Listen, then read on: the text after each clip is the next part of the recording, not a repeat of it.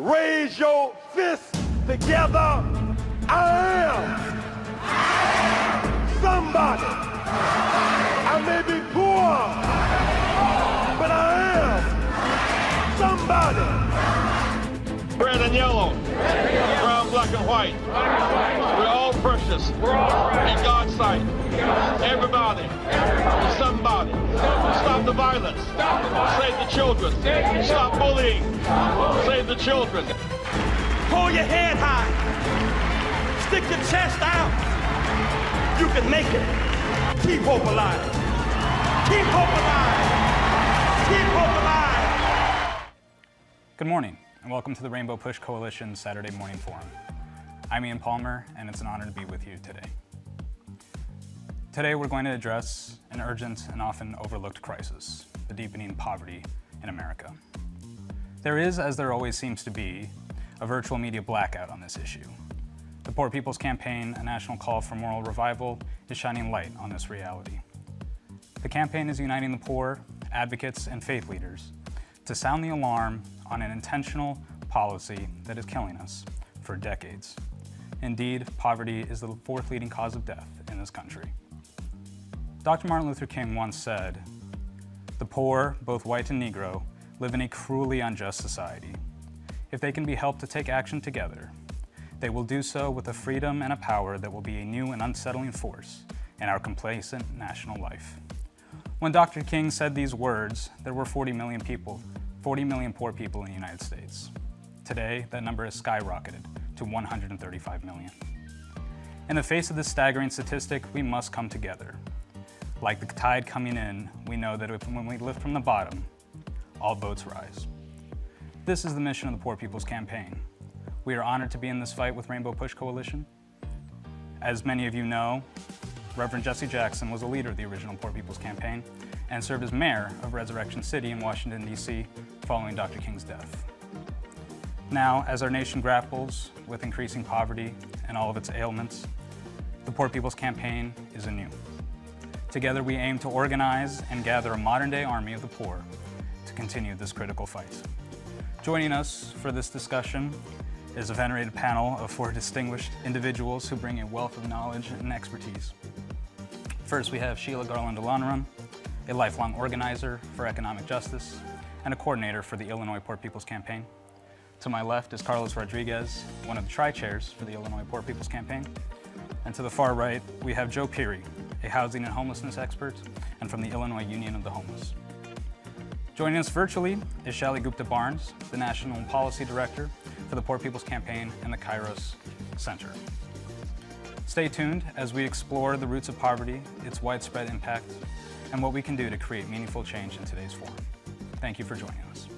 We'll be right back. We're excited to get more people engaged and involved in Rainbow Push, supporting the programs of Push for Excellence and the Citizenship Education Fund. Now, if you're interested in public policy and you want to help change the policies that impact those who are incarcerated, you can do so. If you're interested in impacting public policies that benefit education and businesses with social economic solutions, you can do that as well.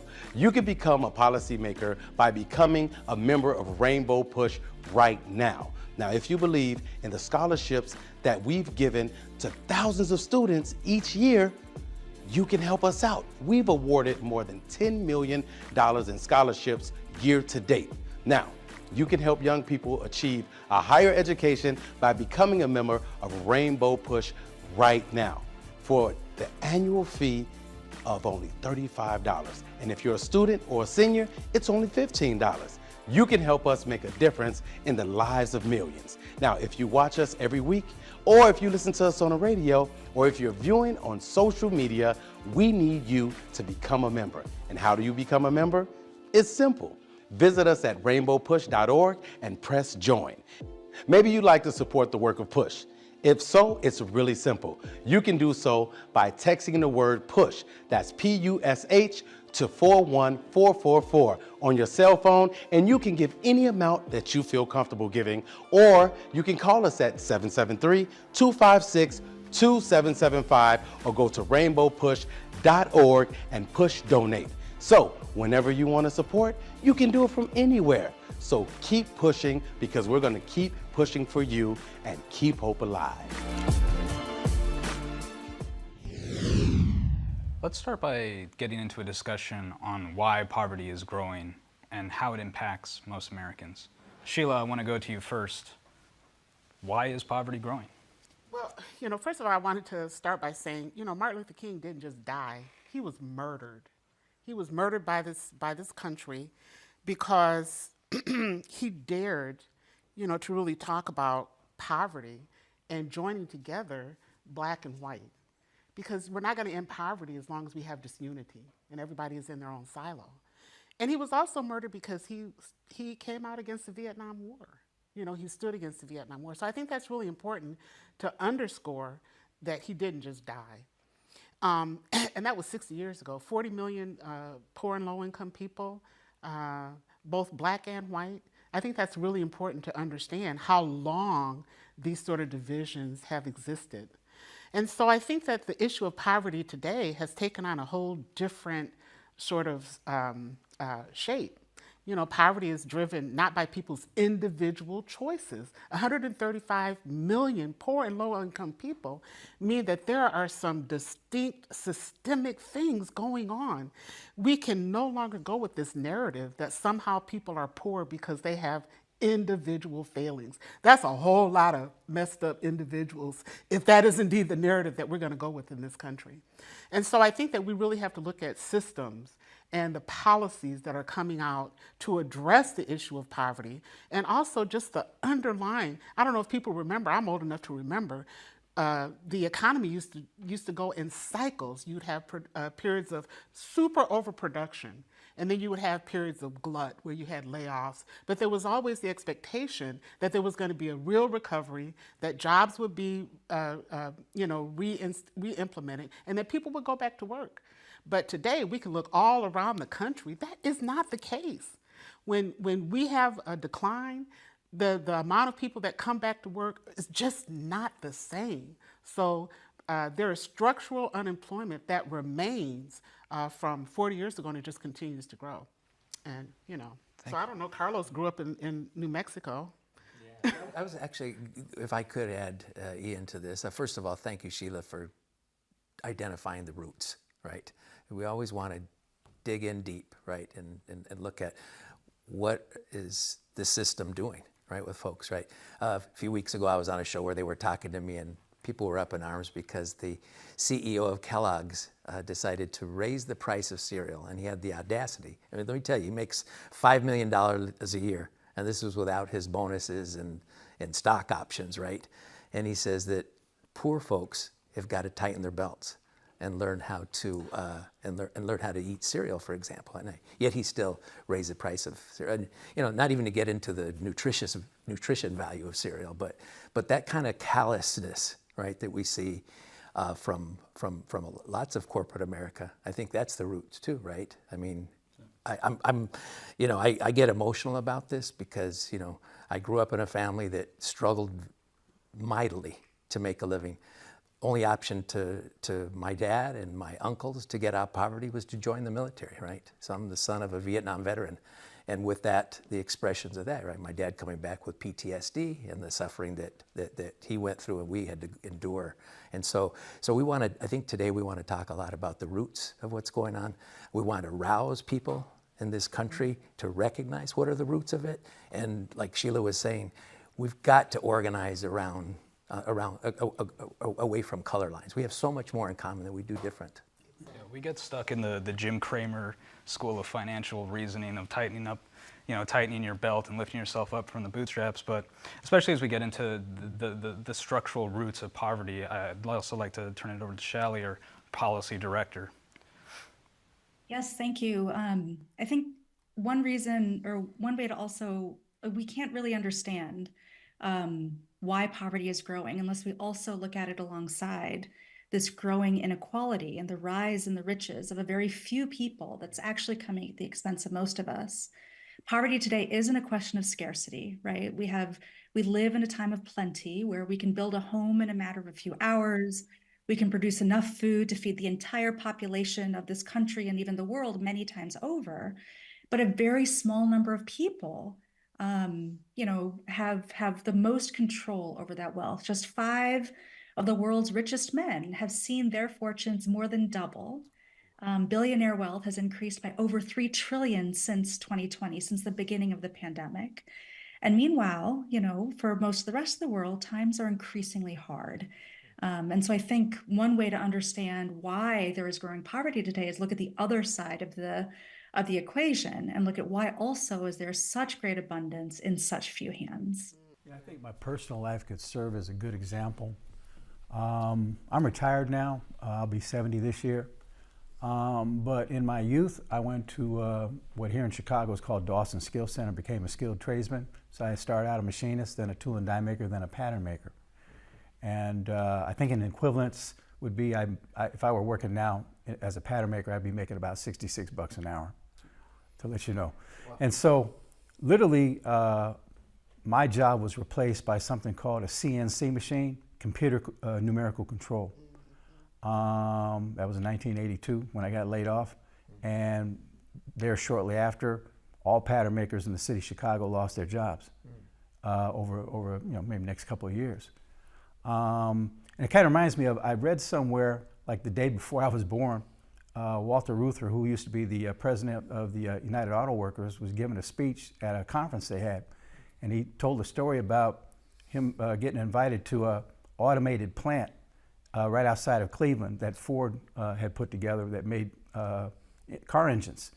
And as they're going through the tour, he's saying, "Hey, Walter, have a look at all my machines down here. None of them have, union cards." And Walter looked back at him and says, "Yeah, and they don't buy cars either."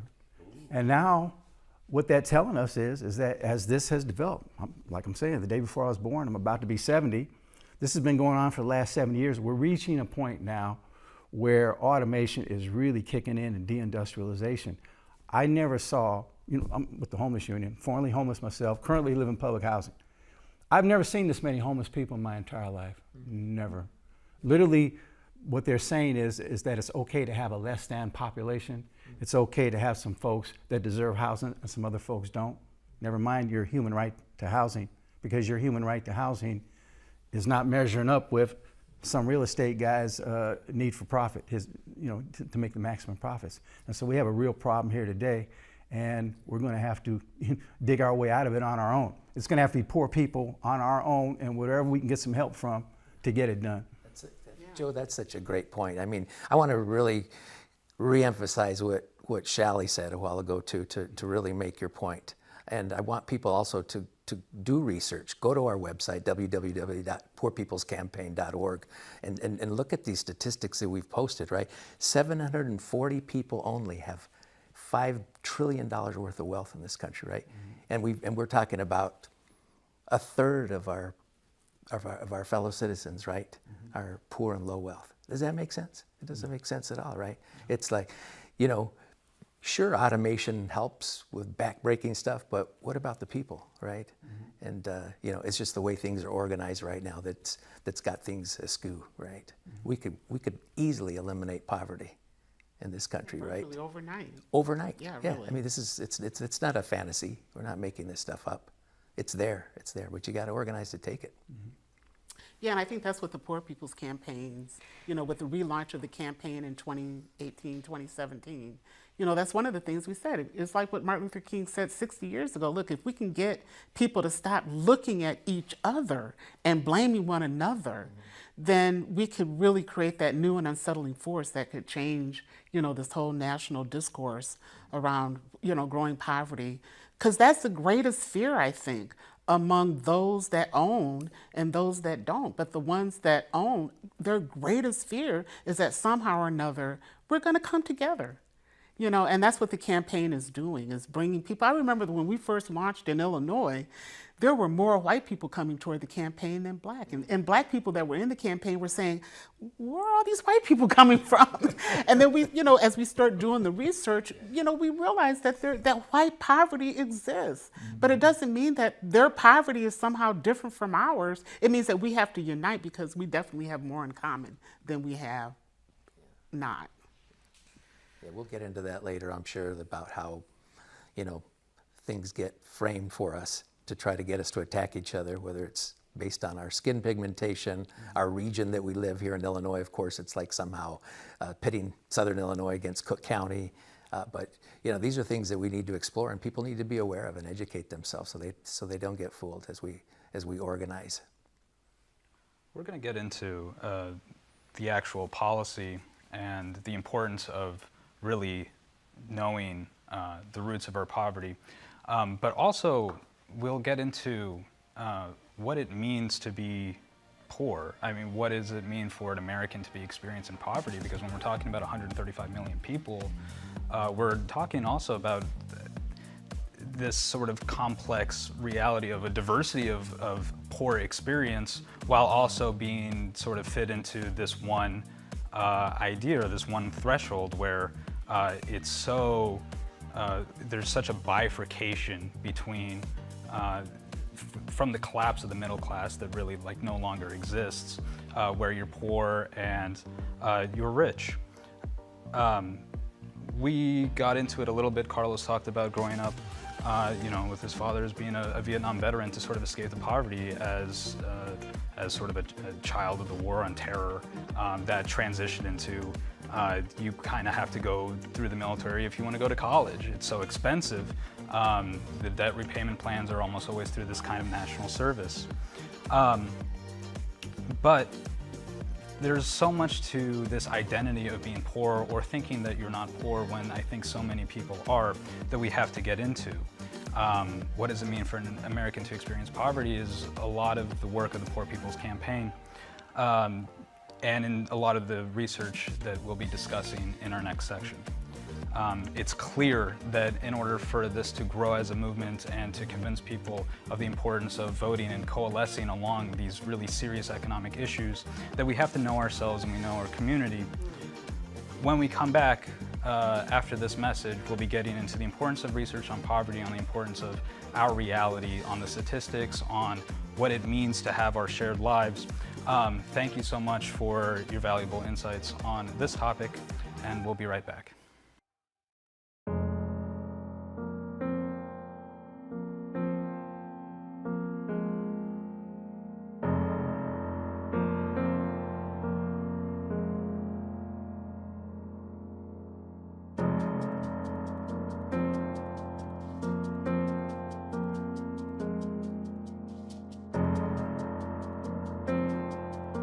The system of poverty and racism.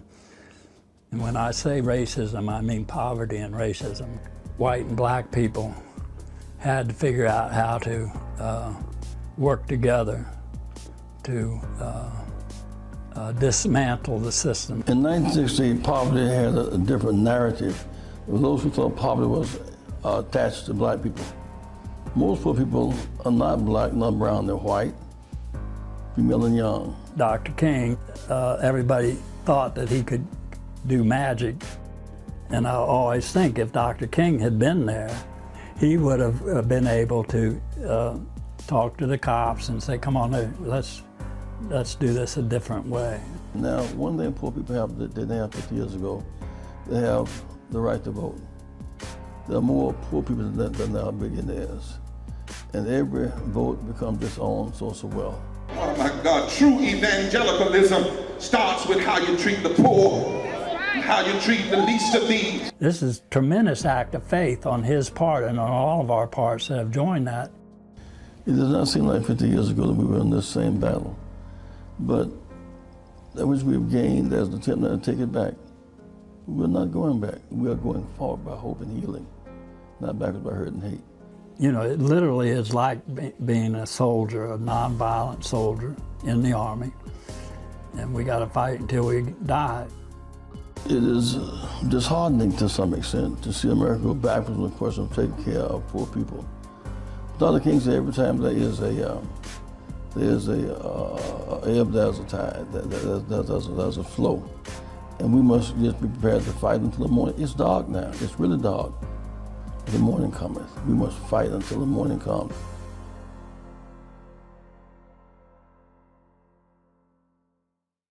Welcome back, everybody.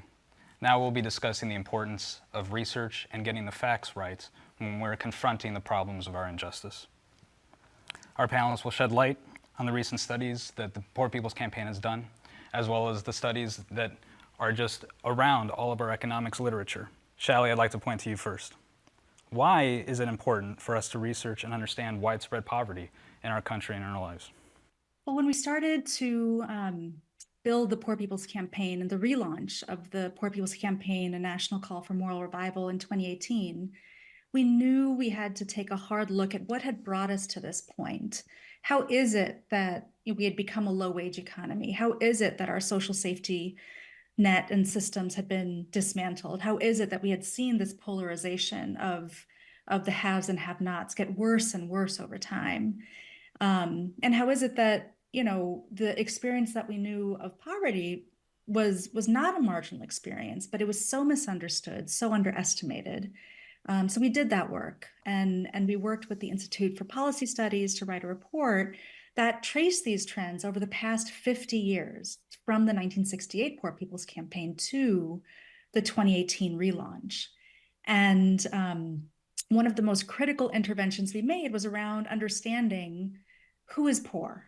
Right? Who is poor in this country, and what is the true extent of that poverty? And for years, we had known that the official numbers were too low. The federal poverty line says that an individual earning, $18,000 or like $18,500 isn't poor, which is, unbelievable given the cost of living, right? And, for a family of four, $34,000 or $38,000. And so, we had the opportunity to dig deeper into these numbers, into this definition. And what we, to get this narrative right, what we did was we took the poverty threshold as it was, and we just doubled it. And this is a common practice. A lot of social scientists do this. They call that second tier of people, like low income, technically, because it's above the poverty line, but it's definitely not middle income. It's still less than what the average income in the country is. And when we did that, we found that it wasn't just, 10 million or 15 million or 40 million people who were poor, but we were actually talking about 40% of the country, 140 million people who are poor or just one emergency away from being poor. And that just opens up a very different conversation about poverty. You cannot blame, it isn't about being in the wrong place at the wrong time. It isn't some, accident that can be explained by a natural disaster. You can't even really explain it by people's, poor habits or, wrong way of thinking. When 40% of the country cannot regularly meet our needs, we have to look at the systems and structures of our society that have embedded this reality in so many of our lives. Sheila brought it up earlier, as did Carlos too, of that poverty is sort of an individual's choice. This is an ideology that pervades, I think, the American conversation. There's a sense of sort of entitlement when talking about poor people. But one of the most crucial elements that we've seen is that we're really talking about working poor people. I mean, we're talking about labor. I mean, the class of labor in the United States. Poverty is such a holistic issue that when we're talking about it from the analytical frame, I feel like it's almost impossible to include all of the elements, all of the variables that are affected by it. And I'd like to bounce this question out to especially Carlos and Sheila, longtime activists and organizers for the Poor People's Campaign here locally in Illinois and particularly in Chicago. But how has this research been important just in your work at the local level as a grassroots organization? I think that, first of all, Shally, I mean, every time I hear, I have heard these statistics, but every time I hear you talk, I am taken aback afresh about how our society, the ripping of what was the social safety net from underneath us. I'm old enough to remember when welfare as we know it was ended under a Democratic administration. That was Clinton.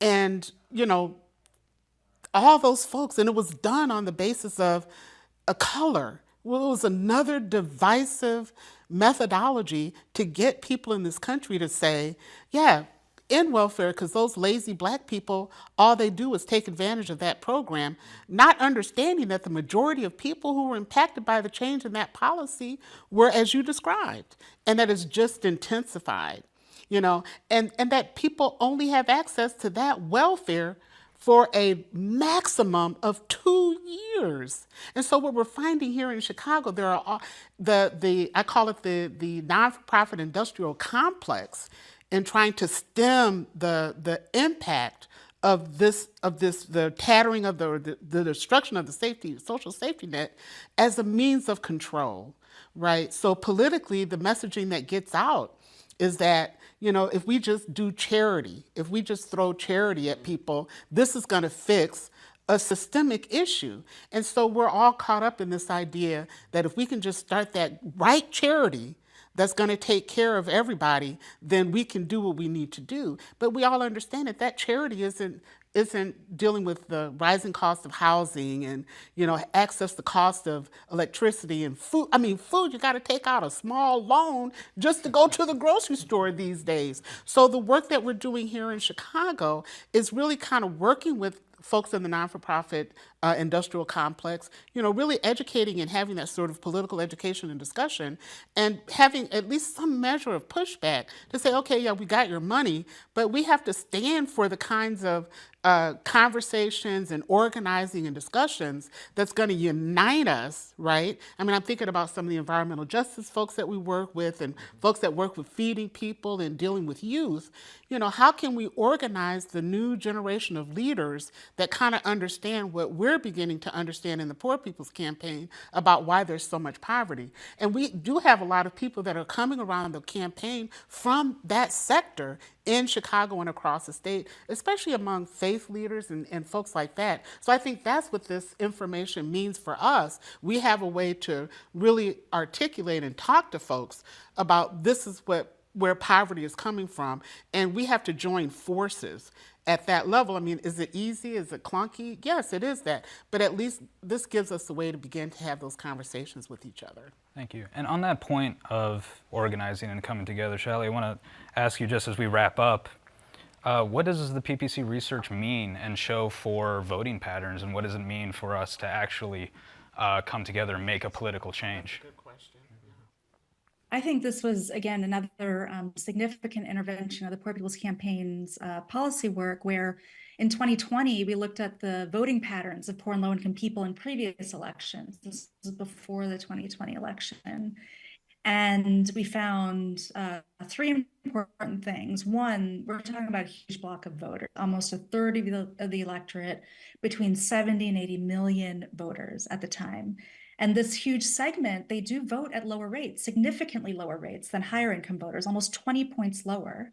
But some of the reasons they don't vote are because they're not prioritized in elections. Access is harder, transportation is harder, ability concerns become a real barrier to voting. And, you know, again, they don't always feel like there are issues that matter the most. Health and economic well-being are on the agenda. So their sense of agency and power is very fragile and often compromised in the political system. And then after 2020, the Poor People's Campaign launched, or in the lead up to the election, in fact, we launched a massive voter engagement drive to reach 1 million low-income voters to kind of test our theory that if you reach out to these voters on the issues that matter to them, will they engage? And what we found was, you know, we had this program that was in Spanish, English, and ASL, run entirely by volunteers, nonpartisan, in targeted states. And we found that our outreach had a positive impact and a statistically significant impact on the people we reached, which means that, you know, if in fact we reach out to poor and low-income voters and engage them on the issues that matter to them, they will turn out. I know in this election, there's some very cynical calculations going on about whether, you know, which party or candidate will benefit if there's more voter turnout, and will low-income voters benefit or harm, you know, whichever candidate. And I would say that, you know, historically, poor voters actually are vote for the things that matter to them, right? In a state like Florida, which voted for Donald Trump in the presidential election, voters also decided to raise the minimum wage and to re-enfranchise formerly incarcerated people.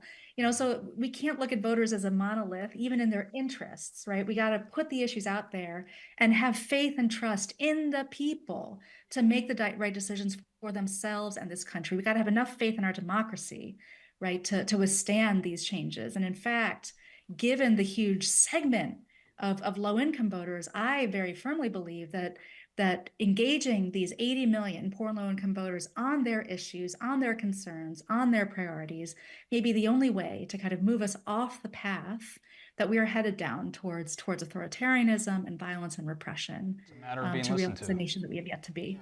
It's a matter of being listened to. Yeah. I mean, we have to wrap up, and I just want to hit the people with one of the key findings of this research, which has been that if poor and low-income voters voted at the rates of the higher economic classes, they could swing the election in every state, this research found, in every state. Thank you so much, especially to Shally, for all of that information. Understanding the data behind poverty is, of course, helping to tackle the issue and hoping to unify. Stay with us. We'll be right back. People often ask, why should I vote? And to be honest, voting is a sacred right. And if it wasn't so important, then there would not have been a distinctive effort to minimize one's vote. So while the 2024 election may seem far away, it really is right around the corner. So I want to encourage you to start thinking to yourself, do I have my voter plan together? Do I know where my polling location is? Do I know who's going to be on the ballot this election? And don't just ask this question of yourselves, but I want to encourage you to talk to your family and friends about this as well. Because here's the thing, voting is the one way in which you can actively participate in bringing about the change that you want to see. But to be completely honest with you, voting alone is not enough.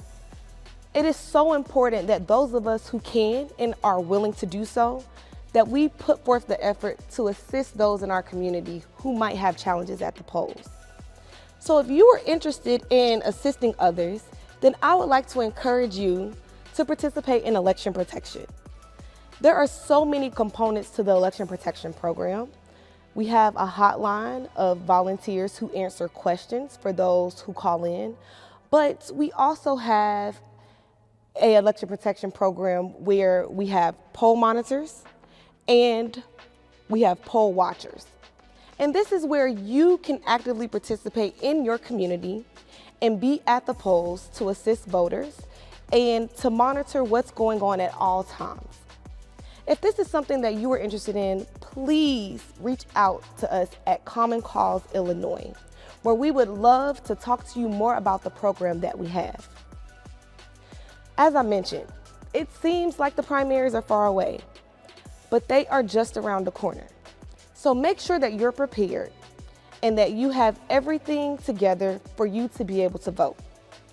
And the very first step that you need to take to do that is make sure that you're registered.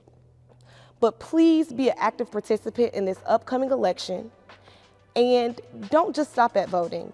Try to find some of the various ways that you can get involved, whether it's election protection or other programs that might be out there. And if you yourself are a voter who runs into issues at the polls, then please be sure that around election time and during early voting, that you reach out to the hotline, 866-OUR-VOTE, and someone will be there to assist you.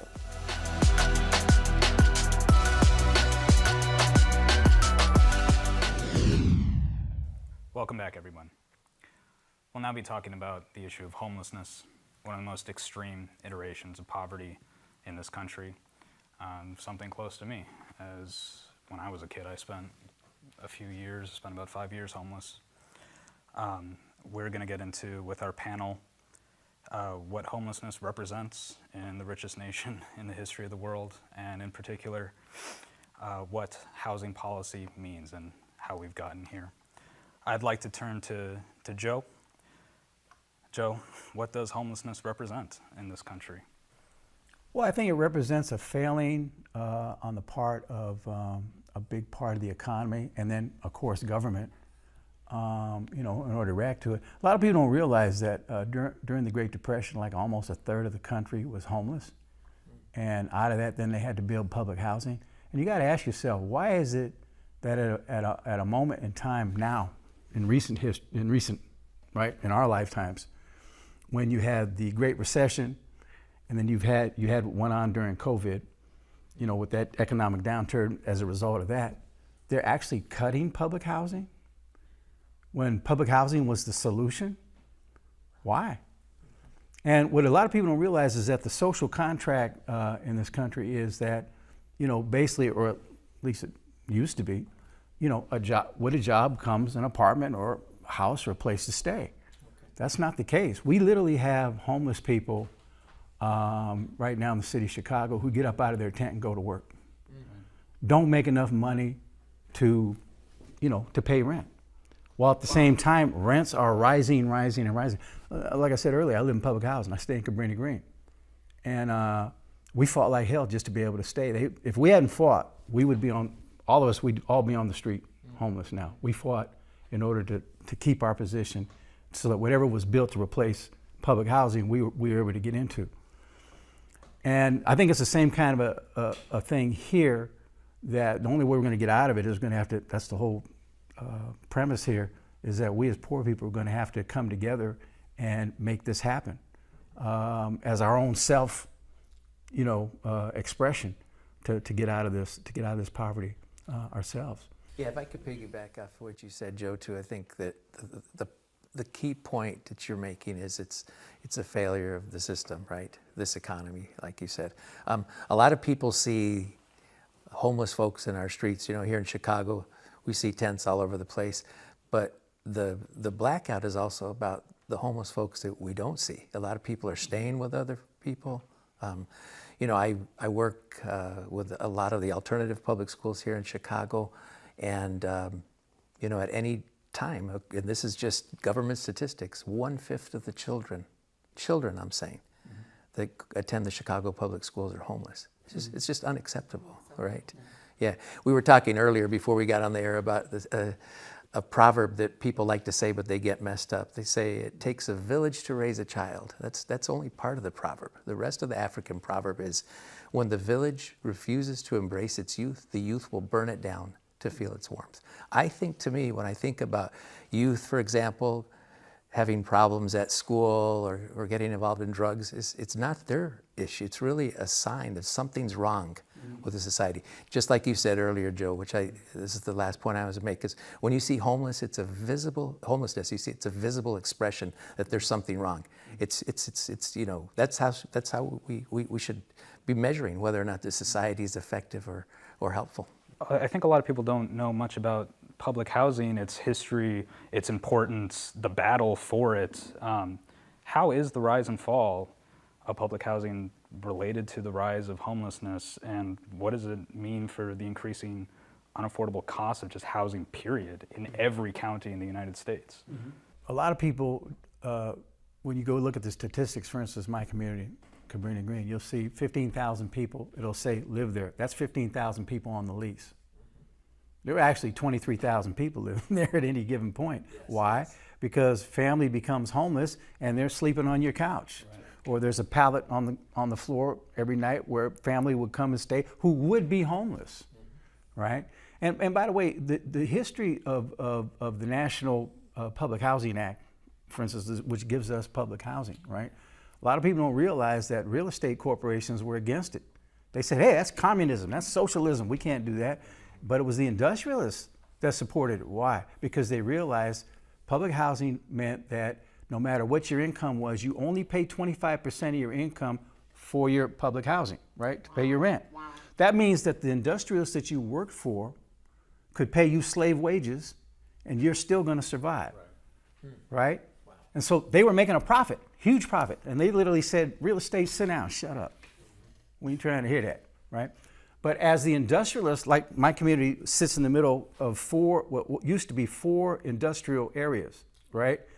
One by one, when these companies move out, literally we were told by banks that would come and visit our tenant council meetings, if you don't get some business people to come in here and support you, you guys are out of here. What are they telling us? If we can't exploit your labor anymore, if your commodity, your work, your ability to go to work every day, if we don't have a need for it, you got to go. That's literally what they're telling us. And that's what automation has done on a huge scale, right? But here's the kicker that a lot of people don't know. Now public housing is all run by private real estate corporations. That's like putting a fox in charge of a hen house. Okay, that's right. Because what they're doing now is that they're managing public housing so that they keep 10% of that public housing empty, right? That forces people over to their private side because they manage a private side and a public side. And then what happens out of that? You've got 450 vacant units of housing 2 blocks from my house while homeless people die on the street. Yeah, no, that's blood on their hands, and that's what's real. What you were talking about, Joe, has really resonated with me. I was thinking about my wife's family who came from Puerto Rico, and they moved from the island to Redding, following the railroad, right? They had public housing. It was very nice. They loved it. They took care of each other. But once they decided to replace workers with other means of doing their thing, then they had to move again. That's how they got to Chicago, right? And so, I think it's important for us to understand these things that, our ancestors fought for before us. Recognize it, and then recognize what can we do? What lessons can we draw from what they did, and then what can we do? I don't know if Shally, if you wanted to add anything else to this discussion, since you've got a really great national perspective.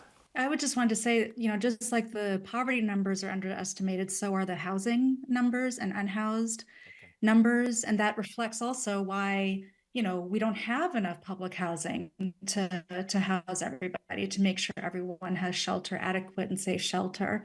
Most of the federal programs around housing, they do this PIT count, like it's the point in time. So anyone who's homeless at any given point in time count, and it's literally just the number of people that they can find to count who are unhoused. And so you're not seeing a whole bunch of people who don't want to be seen. You're not seeing a whole bunch of people who are unhoused but living in temporary encampments and just other places, right? And so that, according to that count, we're talking maybe 500,000 or 600,000 people. But once you add up all the different iterations of housing insecurity, the real numbers are closer to like 8 to 10 million people. Wow. Again, which would require a totally different kind of program, right?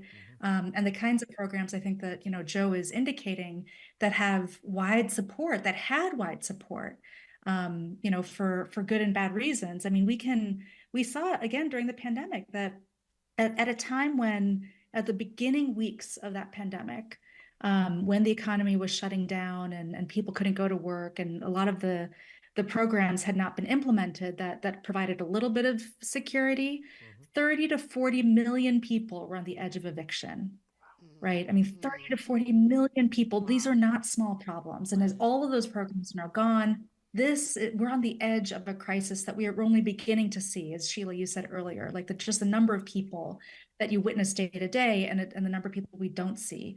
And so we need a push around public housing at a scale that we haven't seen in a very long time. But it's possible. I firmly believe that it's possible. Homelessness is such a reflection of the failing of a system that has the means to house us, right? And so, I'm thinking about so many other things, but just this whole idea that Joe was talking about the privatization, and what you had said earlier, Shally, I just wanted to connect the dots, because this whole issue of corporatization and privatization of our basic needs, it's out of control.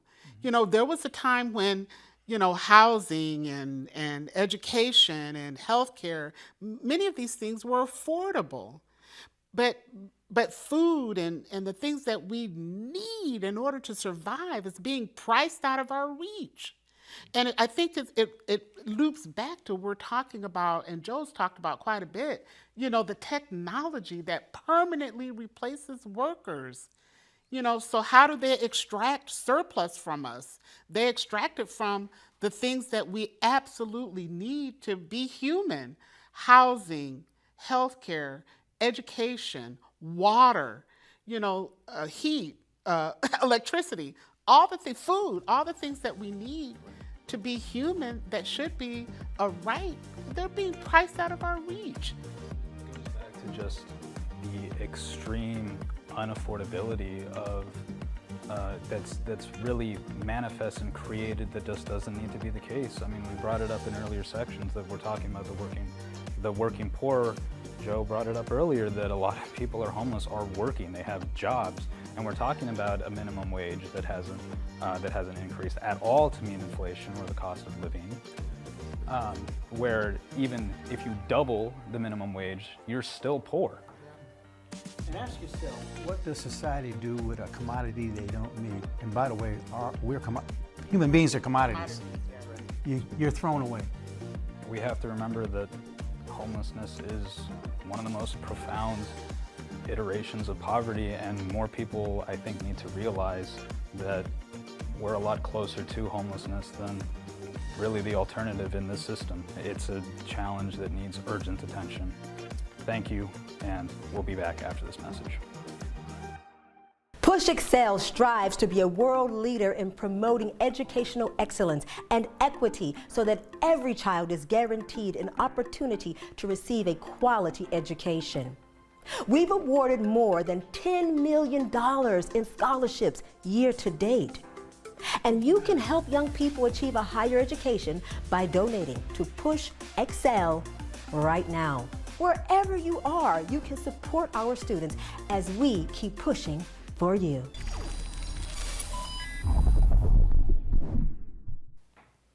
Welcome back, everybody. In this final segment, we're going to talk about everything we've learned in the current situation of poverty and also organizing around the issue. Shally, I want to turn to you specifically just to wrap us up for today. When we're talking about Poor People's Campaign and its work, we talk a lot about Moral Fusion organizing, which we haven't brought up, but it's foundational, a pillar of the campaign. Could you tell us a little bit more about that and why it's essential to the economic injustice that we're facing and also on building community? Sure, yeah, and there are three parts to that. If we just take each of those words, moral, fusion, and organizing. And so the first part about moral, you know, there are so many ways that we are divided in this country, by race, by geography, by, you know, beliefs, systems, and by politics. So when we use the word moral, we're saying, you know, a lot of these are common sense issues that aren't left or right. It's not about left or right, it's about right or wrong. And when we use that framing, it's very easy to see that, yes, we all deserve a house. You know, we should have a society where our ability to live doesn't rely on, you know, whether whoever decides whether we're deserving to live. That's not a question that's up to us to decide. It's a question of right or wrong. That's the moral part. The fusion is bringing together, as we've been talking about, all the people who are impacted by these crises, which are, you know, interlocking and interlocking and intersectional. And once we have that fusion power of bringing poor people together across race, bringing allies together who see that this is a moral issue of our time, we can build a power that you know, cannot be turned away. So that's the moral fusion, bringing people together, diverse people together around these pressing issues. And the organizing is that, you know, this is about power. This is about, Dr. King said that power is the ability to, you know, to have them say yes when they want to say no, right? So we're not just bringing people together to celebrate who we are, which we should, and we do. We're not just bringing people together to say what we need, but we will. We are bringing people together to celebrate who we are, say what we need, and become the kind of power that cannot be ignored any longer. So moral fusion organizing brings all of those components together. The pillars of the campaign, this is what attracted me to the campaign when it relaunched, because the pillars of the campaign allow those silos that we tend to organize within to really come together around this idea of moral fusion. So whether you come from the environmental justice work, whether you come from around, dismantling the war economy, whether you come from fighting around identity, there are all these different ways that the pillar allows us to really come together and to create that new and unsettling force that can upend the complacent political narrative of our country, as Martin Luther King used to say. So I think that's really important, and it's the pillars that I think allow us, it gives us something to stand on as poor people, because everybody's always setting our agenda. When I say everybody, I think the corporations and the politicians decide for us what our agenda is. But I think this campaign, and also because we're right now sitting in the Rainbow Push Coalition offices doing this forum.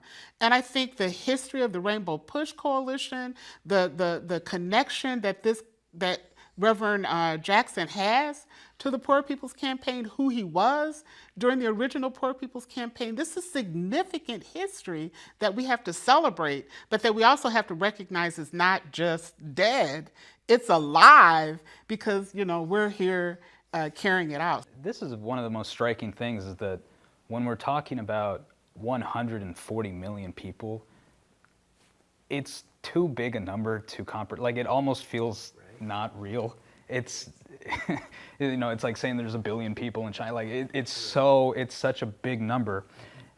It is critical, to the campaign and the work that we do, that the organization of it is through statewide coalitions and very local grassroots building. When we talk about growing our shared humanity and identifying our shared humanity, can we just go, I want to go to Carlos and then Joe, but specifically, as Tri-Chair of the Illinois Poor People's Campaign, what can people do to get involved and actually start working? And Joe, I want to bump the same question to you when it comes to, the very serious issue of homelessness. The key to this campaign, and it's a campaign, it's not an organization, is we're trying to amplify the struggles of poor and low wealth people, right? Meet with people that are already organizing. You mentioned it earlier, Ian, at the beginning, that there's a blackout on poverty in this country from this media, right? And corporate America. Let's be clear about that. And we're going to amplify that. We're not going to stay silent. That's what we say. We're not going to stay silent anymore, right? But we have to really, we want to get people involved so they can exercise their own agency, right? People can organize themselves. They can speak for themselves, and also the fact that they have something to contribute just based on their own talents, right? Ian, you came to us, we'll just take you for an example. You said, you know what, I think I can help out with media stuff, right?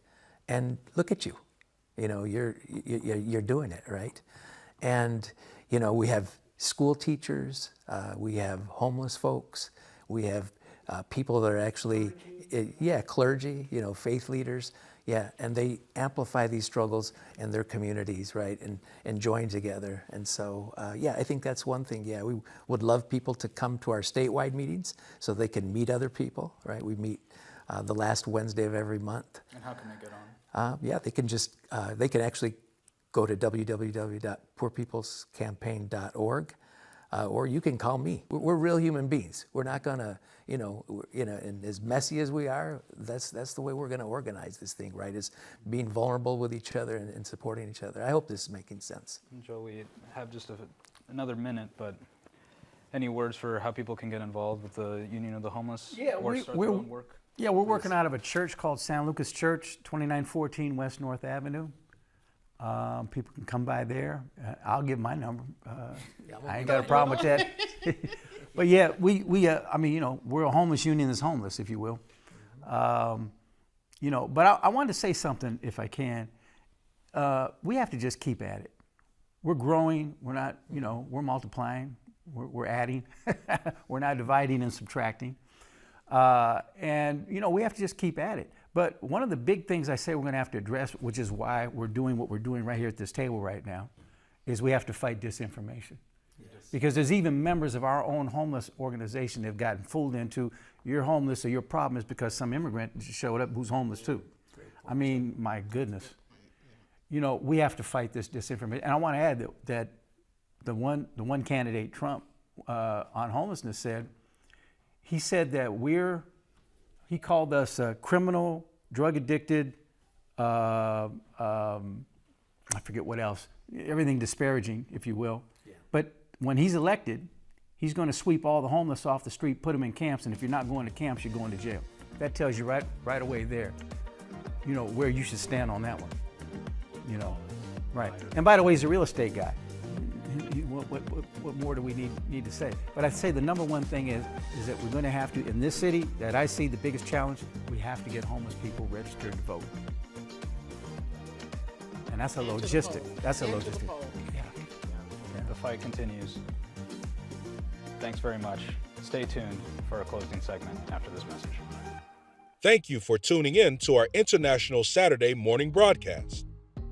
We need your support. Here are ways to give to Rainbow Push Coalition. Text PUSH, P-U-S-H, to 41444 to support the work of Reverend Jesse Jackson Sr. and Rainbow Push Coalition. Thanks very much for joining us today for Rainbow Push Coalition's Saturday Morning Forum. We had what I think was a great conversation about the deepening crisis of poverty in the United States, its roots, the impact, the crime against our communities, the nature of the policies, and steps forward. And critically, about why we need to learn more about the root of the issue and what we can do about it. Poverty is not an inevitability. We've always been told that there always will be poor people, but really, there's no need for that to be true. Certainly not here in the richest country in the history of the world. A bloated defense budget, a military-industrial complex, and an economy that just pursues wealth for a subclass over the needs of the people. We have the power to change it. The Poor People's Campaign, and thanks very much especially to Rainbow Push Coalition for hosting us in this conversation, is also working on uniting people to represent their needs and getting power at the polls. Your voice and your actions can make a significant difference. To find out more and to join our movement, visit our websites. For us, the Poor People's Campaign, it's poorpeoplescampaign.org, or you can find Rainbow Push Coalition on all social media. You know it if you're watching this show. Let's lift from the bottom so that all boats rise. Thank you very much to all of our panelists for the great insight and for your commitment to justice and equality. Before we go, please save the date for Rainbow Push Coalition's annual convention, taking place from August 15th to the 18th. It's an event that you won't want to miss. Stay tuned for our next forum and have a great weekend. Together, create a better future for all. Get involved with the movement.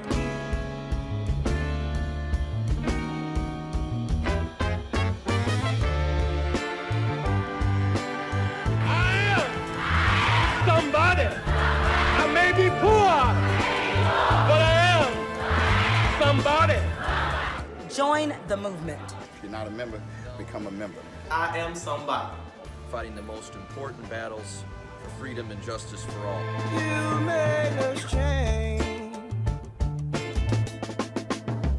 Oh, trying to bring closer. Join Rainbow Push. But you're not pushing me away. Join